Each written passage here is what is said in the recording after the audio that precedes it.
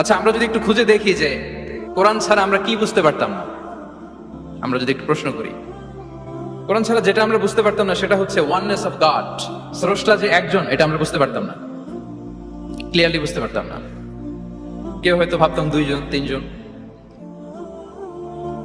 আর যারা বুঝতে পারতো যে না, এই মহাবিশ্বের একজন নিয়ন্ত্রক থাকতে হবে, একজন কন্ট্রোলার থাকতে হবে, তারাও ওই গডের ফিচার কি, পরিচয় কি, ইন ডিটেইল তারা বুঝতে পারতো না। দেখেন, এত রেভেলেশন, এত আসমানি কিতাব আসার পরে এখনো অনেক মানুষ সূর্যের পূজা করে, চন্দ্রের পূজা করে, আগুনের পূজা করে না? কথা বলেন, করে না? করে। সূর্যকে পূজা করার অনেক রিজন ছিল। আমি ভেবে দেখেছি যে সূর্যকে মানুষ কেন পূজা করতে, এর কারণ বাহ্যিক দৃষ্টিতে সূর্যই সবচেয়ে শক্তিশালী। সূর্যের চেয়ে শক্তিশালী কিছু আর পৃথিবীতে দেখা যায় না, আর সূর্যের আলো ছাড়া পৃথিবীতে কেউ বাঁচেও না। মানুষের যে হার্ট অ্যাটাক করে, স্ট্রোক করে, বা আমাদের মুরব্বীদের অনেকের যে পায়ে ব্যথা, কোমরে ব্যথা, এটা কিন্তু রাতে বেশি হয়, জানেন? রাতের সাথে রোগের একটা সম্পর্ক আছে, এর কারণ রাতের বেলা সূর্যের আলো নাই, ফলে মানুষ অসুস্থ হয় বেশি। এই কারণে প্রাচীন কাল থেকে মানুষ সূর্যের পূজা করত। আল্লাহ নবী ইব্রাহিম আলাইহিস সালাম, উনিও প্রথমে ভেবেছিলেন তারাই কি আমার রব, চাঁদই কি আমার রব, সূর্যই কি আমার রব। ভাবতে ভাবতে তিনি মহাসত্যের সন্ধান পেয়েছেন। তো এটা আমরা উদ্ধার করতে পারতাম না যে আসলে আমাদের স্রষ্টাকে। আর আমাদের মধ্যে যারা চিন্তাশীল, তারা হয়তো আমরা ভেবে একটা কুল কিনারা করতে পারতাম যে না, একজন স্রষ্টা থাকতেই হয়, না থাকলে কেমন করে হয়, কেউ না কেউ আছেন। কিন্তু তিনি যে ক্ষমাশীল, অনেক পাপ করে ক্ষমা চাইলে যে তিনি ক্ষমা করে দেয়, এটা আমাদের জানা থাকতো না, ঠিক কিনা? তিনি যে মহাজ্ঞানী, মনে মনেও যেটা ভাবি এটা উনি ধরে ফেলেন, এটা আমরা বুঝতাম না। 99টা সুন্দর সুন্দর নাম দিয়ে আল্লাহ তাআলা তার পরিচয় দিয়েছেন, এত ডিটেইল, এত নিখুঁত, এত জোরালো ভাবে। ওয়াননেস অফ গড এর যে কনসেপ্ট, এটা রেভেলেশন না আসলে, কোরআনিক গাইডেন্স না আসলে আমরা বুঝতে পারতাম না। আর আমরা কি বুঝতে পারতাম না? আমাদের এই পৃথিবীতে আসার কারণ কি, আমাদের পারপাস অফ লাইফ কি, এটা আমরা উদ্ধার করতে পারতাম না। ভবঘুরের মতো ঘুরে বেড়াতাম, খেতাম, কাজ করতাম, পৃথিবী আবাদ করতাম, ডেভেলপমেন্ট হতো, উন্নতি হতো, কিন্তু আসলে পারপাস অফ লাইফ কি, এটা আমরা উদ্ধার করতে পারতাম না। কোরআন এটা আমাদেরকে ক্লিয়ার করেছে, ওমা খালাকাতুল জিন্না ওয়াল ইনসা ইল্লা লিয়াবুদুন। আমাদের পারপাস অফ লাইফ হচ্ছে slavery. We all are the slave of Allah. দাসত্বের জন্য আমরা তৈরি হয়েছি। আর most interestingly, life after death, এটার ব্যাপারে আমাদের ক্লিয়ার কাট কোনো ধারণা থাকতো না। এই যে আমরা এখন বাই সিকুয়েন্স জানি যে আমরা মারা যাব, এরপরে কবরের আযাব, এরপরে আল্লাহর সুপ্রিম কোর্টের কাঠ গড়ায় আমাদেরকে দাঁড়াতে হবে, এরপরে হয় জান্নাত নয় জাহান্নাম, এবং সেটা আজীবন, চিরকালের জন্য। In detail life after death সম্পর্কে আমাদের নিজেরা চিন্তা, গবেষণা, রিসার্চ করে কি এটা জানা সম্ভব ছিল? বলেন, কথা বলেন, কথা বলেন। জানা সম্ভব ছিল না। কোরআন মৃত্যুর পরের জীবনকে নিশ্চিত করেছে, এবং এই যে লাইফ আফটার ডেথ, মৃত্যুর পরের জীবন আসলে আমাদেরকে হোপফুল করে, আশাবাদী করে। কারণ আমরা বিশ্বাস করি আমাদের হারানোর কিছু নাই। আমরা যদি কাউকে হারাই, সাময়িক কষ্ট পাই, কিন্তু আমরা জানি আমাদের আবার দেখা হবে। এই যে আমরা কিছুদিন আগে আমাদের প্রিয় আল্লামাকে হারিয়েছি, ঠিক কিনা?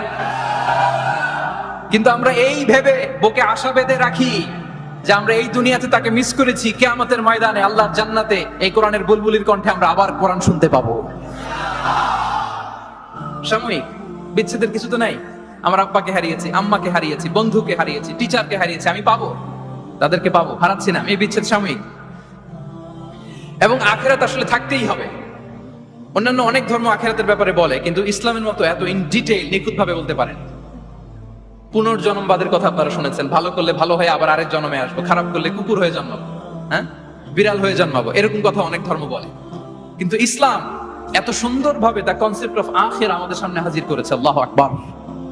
এটা হিউম্যান ব্রেইন দিয়ে ওই ব্যাপারে আমাদের কোনো কিছুই জানার সুযোগ ছিল যদি আল্লাহ তাআলা কোরআনিক গাইডেন্স না পাঠাতেন। এবং আখিরাত আসলে থাকতেই হবে। ইফ দেয়ার ইজ নো আখিরা, then this worldly life would be a joke. আখিরা না থাকলে তো এটা একটা joke, it's a fun, it's a rubbish thing. আখিরা থাকতেই হবে, কারণ অনেক কিছু পৃথিবীতে সেটেল হয়নি, সেটেল হয় না। আপনাকে মেরেছে, কাউকে হত্যা করেছে, কাউকে গুম করেছে, পৃথিবীর কেউ জানে নাই, তো এটা সেটেলমেন্ট হওয়া লাগবে না? কথা বলেন না কেন? There are plenty of issues are abandoned, unsettled. অনেক ইস্যু আছে, সেটেল হয় নাই, এগুলো সেটেল হবে। কড়াই গন্ডায় হিসেব চাওয়া হবে, যত ঋণ সেদিন আদায় করা হবে। চিল্লায় বলেন ঠিক কিনা? এজন্য আখিরাত লাগবে। এবং আখিরাত যদি না থাকে এই পৃথিবীতে আমরা কোনো বিচার কার্যক্রম পরিচালনা করলেও ওইটা ইনসাফপূর্ণ হওয়া সম্ভব না। কোনো বিচার ইনসাফপূর্ণ হতে পারে না যদি আখিরাত না থাকে। ফর এন এক্সাম্পল, খেয়াল করে উত্তর দিবেন। একজন মানুষ 10 জনকে হত্যা করলো। কয়জনকে? সবাই বলুন কয়জনকে? এখন তার বিচার করা হচ্ছে, বিচারের রায় আসলো ডেথ পেনাল্টি, মৃত্যুদণ্ড। কিন্তু তাকে কয়টা মৃত্যুর স্বাদ দেওয়া যাবে বলেন? হ্যাঁ, কয়টা? উনি মারছিল কয়টা? তো হয়েছে এটা, ও 10 জনের মারছে, 10টা প্রাণ হত্যার কষ্ট করা হচ্ছে। বিচারের রায় আসলো ডেথ পেনাল্টি, মৃত্যুদণ্ড। কিন্তু তাকে কয়টা মৃত্যুর স্বাদ দেওয়া যাবে বলেন? হ্যাঁ, কয়টা? উনি মারছিল কয়টা? তো হয়েছে এটা, ও 10 জনের মারছে, 10টা প্রাণ হত্যার কষ্ট 10 জনকে দিল। কিন্তু ডেথ পেনাল্টিতে ওকে দেয়া গেল কয়টা কষ্ট? আখিরাত লাগবে না? কথা বলেন না কেন লাগবে না? ওই দিন সব হিসাব হবে, ঠিক কি না? প্রিয় ভাইরা, কোরআন আমাদেরকে এই গাইডেন্স দিয়েছে, আমাদের জানিয়েছে যে there is a life after death. আসল জীবন ওইটা যেটা মৃত্যুর পরে হয়। ওই জীবনের পরে আর কোনো মৃত্যু নাই, এজন্য সেটাই আসল জীবন।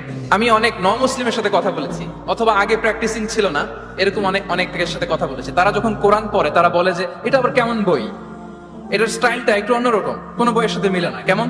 তো তারা বলে যে হঠাৎ এটা আল্লাহর প্রশংসা শোনায়, এরপরে হঠাৎ করে আখিরাতের কথা বলে, আবার হিস্ট্রি বলে, আবার বলে এটা করো না, আবার ধমক দেয়। এটা আবার কেমন বই? as if it has the authoritarian power, এটার কেমন যেন একটা পাওয়ার আছে, এটা ধমক দিতে পারে। সুবহানাল্লাহ পড়বেন না? মাঝে মাঝে কিন্তু এই ঝাঁকুনির দরকার হয়, ধমক দিতে হয়। এই যে আপনি এবারের হজে একজন খ্রিস্টান ক্লারিক সাউথ আফ্রিকার ইব্রাহিম রিচমন্ডের নাম শুনেছেন না? উনি স্বপ্নে দেখেছে 2টা সাদা জামা পরো, আবার সাদা জামা পরো, এরপরে ধমক দেয় সাদা জামা পরো। এই ঝাঁকুনিতে সম্বিত ফিরে পেয়েছে। তো কোরআন মানুষকে এরকম ঝাঁকুনি দেয়, নাড়া দেয়। কোরআনের এই ক্ষমতা আছে, কোরআন ঘুমন্ত বিবেককে জাগিয়ে তোলে। আমরা ওমরে ফারুকের ঘটনা জানি। তিনি যখন কোরআন শুনে অবাক হলেন, বিষ্ণু ইসলামকে ফলো করতেন যে উনি কি করে, দেখে কিভাবে কোরআন তেলাওয়াত করে এবং কি বলে। রাসূল ইসলাম তেলাওয়াত করছেন, ওমরে ফারুক পেছন থেকে শুনতেছেন। বিষ্ণু তেলাওয়াত করছেন, আল হাক্কাতু মাল হাক্কা ওয়া মা আদরাকা মাল হাক্কা। তেলাওয়াত করছেন আর অসাধারণ কণ্ঠে তেলাওয়াত চলছে, ওমর ফারুক শুনতেছেন। শুনতে শুনতে 41 নম্বর আয়াত পর্যন্ত যখন আসছে, বিষ্ণু তেলাওয়াত করে ওমর ফারুক পেছন থেকে শুনে। তো ওমর ফারুক ভাবতেছেন ঘটনা কি? মুহাম্মদ তো কারো কাছে পড়েও নাই, শিখেও নাই, এত চমৎকার কাব্য প্রতিভা তার মধ্যে আসলো কিভাবে? মিলাই বলতেছে। তখন বিষ্ণু তেলাওয়াত করছিলেন, ওমা হুয়া বিকাউলি শাইরিন খলিলাম মা তুমিনুন। এই আয়াতের অর্থ হচ্ছে এটা কোনো কবির কথা নয়, খুব অল্প সংখ্যক লোকই তোমরা ঈমান আনো। অবাক হলেন, ঘটনা কি? আমি যে এটা ভাবতেছি মুহাম্মদ বুঝলো কেমনে? বিষ্ণু তো তেলাওয়াত করতেছেন প্রাণবন্ত কণ্ঠে। তো মুহাম্মদ কি গণক হয়ে গেল নাকি? মানুষের ভেতরে কি চলে সে গণনা করে বলে দেয়, তা না হলে বুঝলো কি করে? সুবহানাল্লাহ। কোইন্সিডেন্টলি এর পরের আয়াতটাই ছিল ওয়ালা বিকাউলি কাহিনিন খলিলাম মা তাযাক্কারুন। না, এটা কোনো গণকের গণনা নয়, খুব অল্প সংখ্যক লোকই তোমরা উপদেশ গ্রহণ করো। সে তো অবাক, এটা কবিতাও না, এটা গণনাও না, এটা কি? পরের আয়াত ছিল তানজিলুম মির রাব্বিল আলামিন, এটা জগৎ সমূহের রব আল্লাহ তাআলার পক্ষ থেকে নাজিল হয়েছে। সুবহানাল্লাহ। আর একটা ঝাঁকুনি খেলেন।